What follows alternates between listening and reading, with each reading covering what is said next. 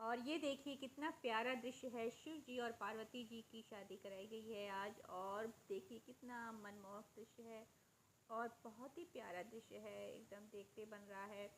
शिव जी पार्वती जी बिल्कुल इनमें एकदम लग रहा है एकदम शिव जी पार्वती जी बैठे हैं और बहुत ही अच्छा लग रहा था। बहुत ही मनोरम दृश्य है ये। राधे राधे। और आप सब कैसे हैं? आप सभी खुश स्वस्थ और प्रसन्न होंगे। और आज मैं जा रही हूँ अपनी फ्रेंड के यहाँ जहाँ पे भागवत कथा चल रही है। तो चलिए आप लोग को भी दर्शन कराते हैं और वहाँ भागवत कथा का दृश्य दिखाते हैं। तो चलिए। और हम सभी जा रहे हैं, अभी हम लोग रास्ते में हैं, थोड़ी दूरी पे ही है हमारी फ्रेंड का घर और हम लोग पहुँच गए हैं। और ये देखिए बढ़िया भागवत कथा चल रही है, सभी लोग बैठे हुए हैं, कितनी भीड़ है वहाँ पे। और हम लोग भी जा कर के बैठ गए और मेरी फ्रेंड आगे बैठी हुई थी और ये हम लोग सब लोग बैठे हुए थे, हम सभी फ्रेंड्स हैं और भागवत कथा चल रही है और हम लोग सभी बैठ कर के सुन रहे हैं। उत्तर की ओर मुख करके और भगवान का ध्यान करने लगे। अच्छा आप बताइए, आग का जला हुआ, पानी में डूबा हुआ, सांप का काटा हुआ, जहाँ सबकी क्या गति होती, सब प्रेत बनते हैं, सब प्रेत बनेंगे। जिनकी अकाल मौत होती है प्रेत बनेंगे और राजा को सर्प डसेगा। तो सांप का काटा हुआ अकाल मौत बहुत, इनको भी प्रेत बनना चाहिए नियम से। परंतु इन्होंने भगवान का स्मरण किया था। इस कथा का यही उद्देश्य है कि जो भगवान का स्मरण करे, जिसे भगवान पर अगाध श्रद्धा है, उसके साथ यह नियम लागू नहीं होगा। वो फांसी पे लटका हुआ, जहर का खाया हुआ, पानी में डूबा हुआ, जहर का खाया हुआ, सांप का काटा हुआ, कैसे भी अकाल मौत होगी। यदि भगवत चिंतन बना हुआ है तो अकाल मृत्यु होने पर भी दुर्गति नहीं हो सकती। ये भागवत की गर्जना है। और यही नहीं, यदि परिवार में किसी के अकाल मौत हो भी गई है और परिवार में बाल बच्चे एक गया बनारस करके भगवान की कथा श्रवण कर रहे हैं या भागवत की कथा हो रही है, कोई करवा रहा है, तो उस प्रेत आत्मा को भी परम शांति मिलती है। यदि ठीक ठाक पूजा पाठ हो रहा है, श्रद्धावान व्यक्ति है, तो निश्चय भी उसको भी परम शीतलता मिलती है। देखो यही उन्नाव में इस बात को बार बार हम कथाओं में बताया करते हैं कि घटना है। एक बिटिया थी, उसके पति किसी कारणवश मर गए, शायद अकाल मृत्यु हो गई, और बगल में शादी पड़ी हुई थी। लोगों ने कहा रही बल्कि मत करो भैया, शादी हो जाए, फिर होगी तो रही, उठा दिया गया काम। जब काम रही बल्कि नहीं हुई तो वो उस बिटिया का जो हस्बैंड था, पति था, वो रात में ऐसे प्रत्यक्ष में आ जाता था, अरे हमको भोजन कराओ, भूख बहुत तेज लगी है, हमको कुछ खिलाओ, हमको जल दो, पानी दो, हमको बहुत तेज प्यास लगी है, बार बार बोले वो। और इस प्रकार से वो बिटिया बहुत परेशान हो जाए, बार बार उसको सपने आते। एक बार तो उसने 1:30 बजे रात को फोन कर दिया मेरे पास, अरे गुरुजी ये आंगन में खड़े हैं, उजाली रात है, कमान जिसने गला दिया है, यही नात रिश्तेदार, यही घर वाले हमको घर में घुसने तक नहीं देंगे। अरे गुरुजी एक आपसे निवेदन है, गुरु के बाद इसमें बंधन करवा रहे हैं, किसमें हमें न पाओ, नहीं तो हमको डर लगेगी। अब आप सोचिए, तो इसलिए एकमात्र परम पिता पर ही भरोसा रखना उचित है। आज राजा परीक्षित को परम वैराग्य हो गया, उन्होंने अपना राजपाट अपने ज्येष्ठ पुत्र जन्मेजय को सौंप दिया और सौंप करके गंगा नदी के तट पर बैठ गए। और वहां अत्रि वशिष्ठ चवन शरद्वान अरिष्टनेमि भृगु अंगिराश्च पानाशरो गालिसूतोश्च रामा उतत् इंद्र तनुधीम भावो मेघातिथि देवो अरिष्टेशो भरद्वाजो गौतमः पिप्पलादः इत्यादि। ये सब ऋषि मुनि आकर के बैठ गए और इन सब ऋषि मुनियों को राजा ने वंदना की, महाराज आज मैं अधम क्षत्रिय रहना चाहिए। आवृत तिरस्कृतुद्देशा, आवृत तिरस्कृतुद्देशा, अर्थात सदा उपदेश सुनते रहना चाहिए, कथाओं को सदा सुनते रहना चाहिए। जो भी कथाएं हम यहाँ बता रहे हैं, ऐसा कोई नहीं है जो ना जाने, सब जानते हैं, ये हम जानते हैं। आप सभी लोग सारी कथाओं को जानते हो, ये भी जानते हो कि शरीर नश्वर है, आत्मा अजर अमर है, ये सब आप जानते हो। ये कोई हम नई बात यहाँ पर नहीं बता रहे हैं, बस हम इसलिए बता रहे हैं कि आप जानते तो हो, मानने लगो। बस जानते तो हो, मानते नहीं हो। और यही मानना प्रारंभ करो, धीरे धीरे एहसास होना चालू हो जाए, परमात्मा मेरे साथ हैं, यही सबसे बड़ी बात है। जैसे किसी धनवान व्यक्ति के पास मान लो 20 करोड़ रुपए उसके बैंक बैलेंस में है, अब वो यही सोच रहा है, हमेशा उसी को देख करके 4 लोगों के बीच में ऐंठ के चलता है, मेरे खाते में तो 20 करोड़ हैं। अब वो ऐंठ के चल रहा है, बार बार उसको अपने खाते में ही उसी का ध्यान है, किसी से कम थोड़ी है, किसी से कमजोर थोड़ी है, ये बार बार मन में उसके सोच में आ रहा है। अब आपके पास 20 करोड़ तो क्या, अनंत गुना धनवान परमपिता वो अंदर बैठा है, जरा भी उसके लिए सोच लें।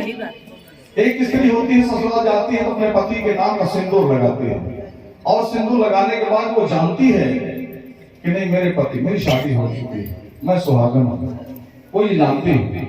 अब हमको पता ही नहीं कि हमारा परम पिता है, हम भी सुहागन है, जान लीजिए, वो हमारा परम पिता मेरे साथ सदा साथ में रहता है। इसी बात को हमें सदा पहचानना है, पहचानना चाहिए। जो पहचानता है उसका जीवन सफल है। राजा परीक्षित पहचानते हैं इस बात पर, स्थिर होकर के बैठ गए, और राजा परीक्षित को इसी का उत्तर देने में उनको 7 दिन लगे। क्या कहा राजा परीक्षित ने कि बतावा गुरु कैसे उतरी चले पारा, बतावा गुरु कैसे उतरी चले पारा, बतावा गुरु कैसे, बतावा गुरु कैसे चली पारा, गहरे नदिया नाव पुरानी, गहरे नदिया नाव पुरानी, जगमग करे बीच धारा, बतावा गुरु कैसे उतरी चली पारा, बतावा गुरु कैसे चली पारा, बतावा गुरु कैसे चली पारा।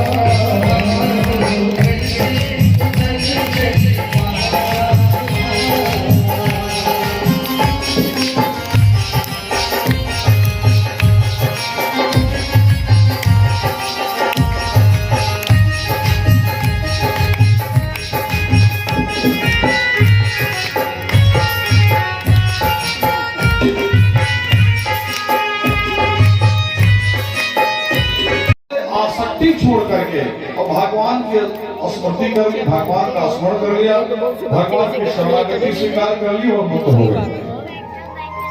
इसलिए अच्छा रोल सब करना चाहते हैं। यदि आप हाथ जोड़ करके पाड़ी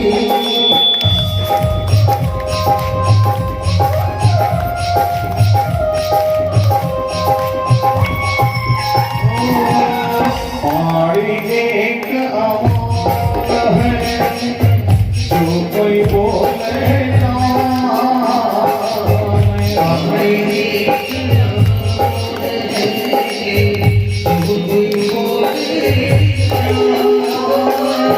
ये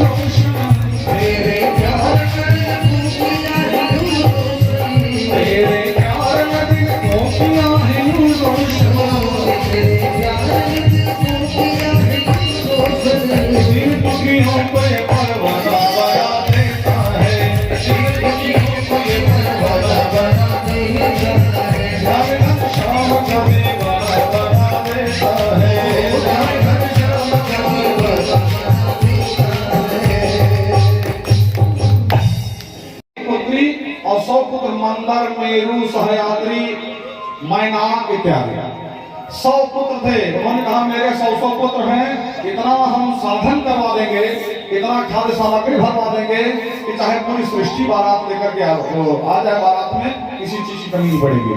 अब उन्होंने दाल झीक झील दाल भरवा दिया, रायता झीक झील भरवा दिया, जलेबी का पहाड़ खड़ा करवा दिया, रसगुल्ला का पहाड़ खड़ा करवा दिया, और उसमें हाँ ये सब चीजें नहीं।